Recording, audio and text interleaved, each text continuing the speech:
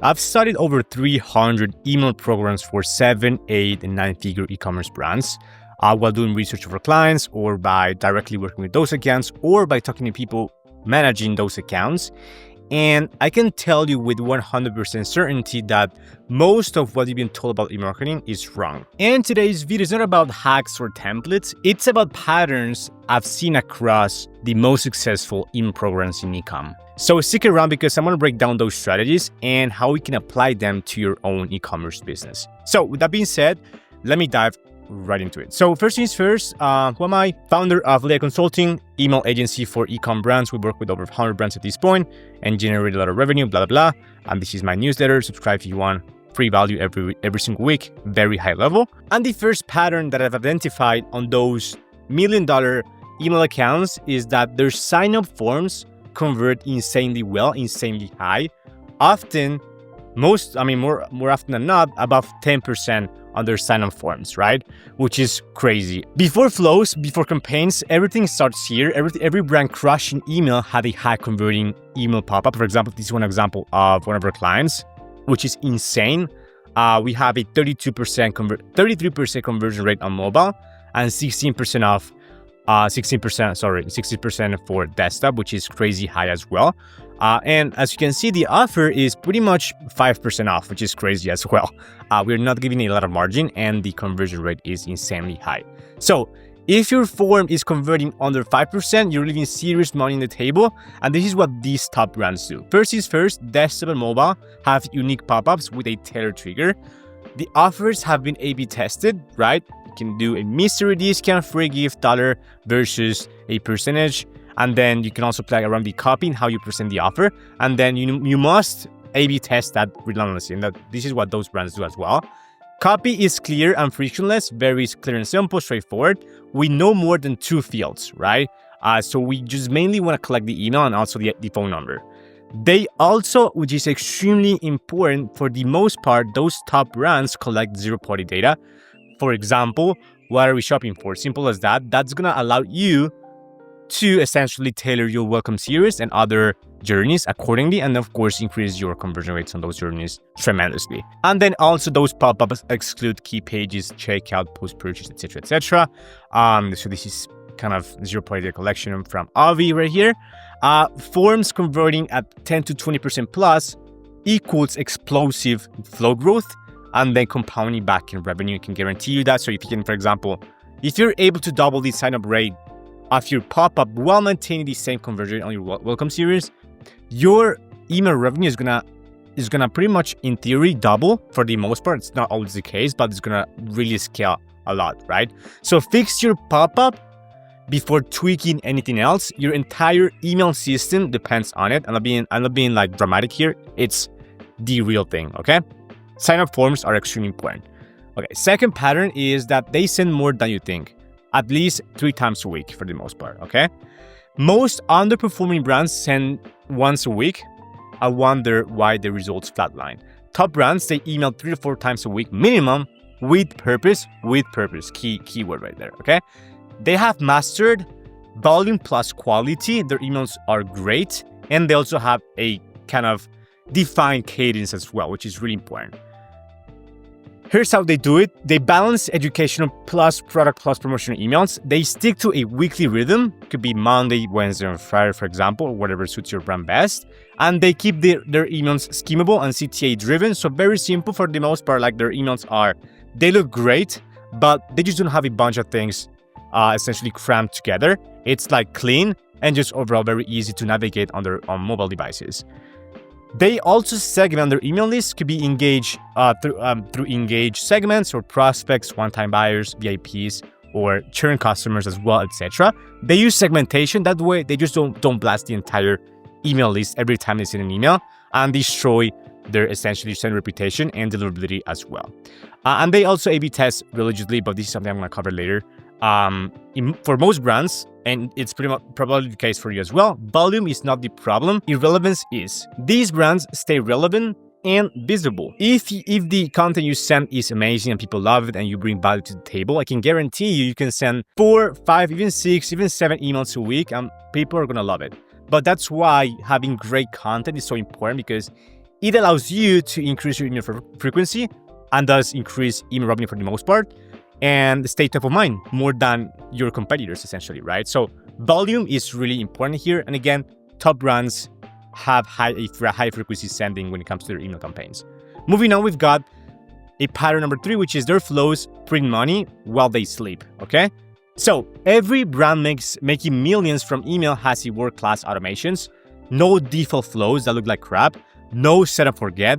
These are real revenue machines, and it could be for all the core flows, especially like the welcome, pre-purchase flows, and post-purchase sequences as well. So key flows built and optimized, of course, the welcome flow, and for the most part, they are not super long, like 5 to 6 emails long. They are personalized with zero-party data, and the email number 1 is optimized constantly, so A/B tested constantly. On the abandoned checkout, they have 4+ emails, or like four emails for the most part as well. They have SMS in there, and they have also the journey is tailored for returning customers as well. So they have a different journey for prospects and then another one for returning customers.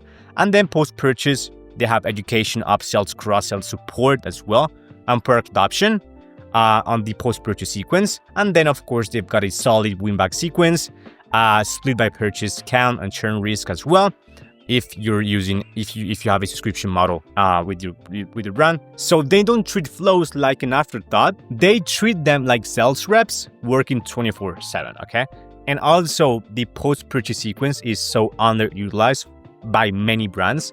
And these top brands make sure their post-purchase sequence is completely dialed in, so they can reduce, for example, in the future, like, churn. They can reduce churn. They can, of course, reduce like the customer support just get in the way because people don't really know how to use the products and stuff like that. And so that's why, right? And this is something I've identified as well. Top brands review flow performance monthly and rebuild every 3 or 6 months. And when I say rebuild, I don't mean like revamping the entire thing. I mean optimizing as much as they can based on data and where they can improve upon, right? But they basically take a look at the data every single month, that's for sure. Next pattern is their email designs are mobile first and built to convert. Not only pretty, right? Good looking is not enough.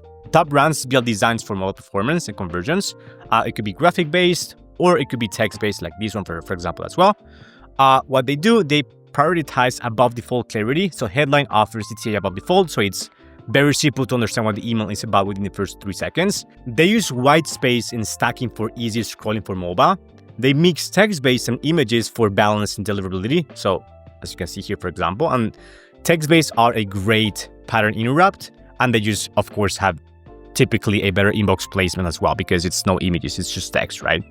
They ensure buttons are visible, clickable, and high contrast, as we can see here in these examples right here. These emails, again, they just don't look good, they sell, which is the most important thing. I've seen many brands before where they have specific branding guidelines, and because of that, they just are afraid of making sure their emails are also well being aligned with the branding guidelines, that they convert, they have like they follow converting principles, which is completely nonsense because if you're wasting money and time, just resources creating emails, might as well make sure they convert as much as they can, right? Now, next pattern is they test relentlessly every week. Like, no secret here. Winning brands don't test when something breaks, they test constantly, like high leverage things for the most part. So for example, they test pop-up offers all the time. They test the first few emails of the core flows like welcome, abandon checkout. They test the campaign frequency to see if they can actually increase it. And they test, for example, text versus design heavy emails on core flows, but also campaigns as well. And just based on those findings, they act upon them and they basically optimize their email strategy as they go, essentially. This is the mindset shift. And this is so important.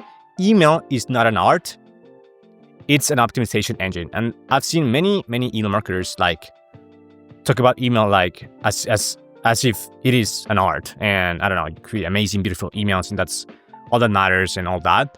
Whereas the most important thing is making sure they're optimized, and you essentially optimize your email strategy as you go over time. Just like paid ads, if you're running an ad that you love and looks amazing, but it doesn't convert, you're gonna turn it off, right? Same thing here, same process.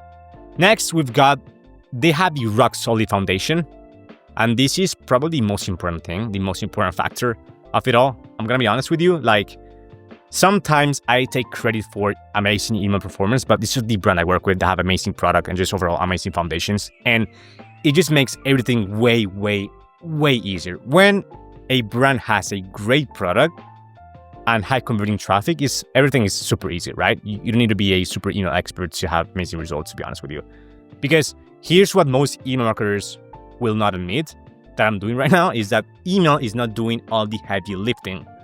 The reason these like top brands are making millions from email, they have already built a system that makes everything work better. They have a great product that solves a real need. They have an acquisition strategy, paid ads for example, that brings in high intent traffic. Their messaging is consistent across ad, landing page, and emails. And they have offers that resonate, convert, and support retention. And if these top brands have this, which is the case, anyone with simple email knowledge will make bank here, okay? So with those pieces, like these things right here in place, I can guarantee you pop-ups will convert at least 10% because people already want in, right? Because it's a great brand with a great product, with great social proof as well. Welcome flows convert because the expectation is clear and they know, again, it's a great product. Campaigns generate revenue because they're reinforcing value that they already conveyed, not selling from scratch. And then retention is natural because people want to reorder. It's a great product, right? Not because of clever email hacks. And I see this all the time. When it is an amazing brand with great foundations, everything is way, way easier, right? So the best performing email programs don't carry the business. They amplify a business that's already working, okay? Don't confuse the output of email with the engine underneath. For most 7 and 8-figure, 9-figure brands, email is the reward for building something great. And this is a great concept right there, okay?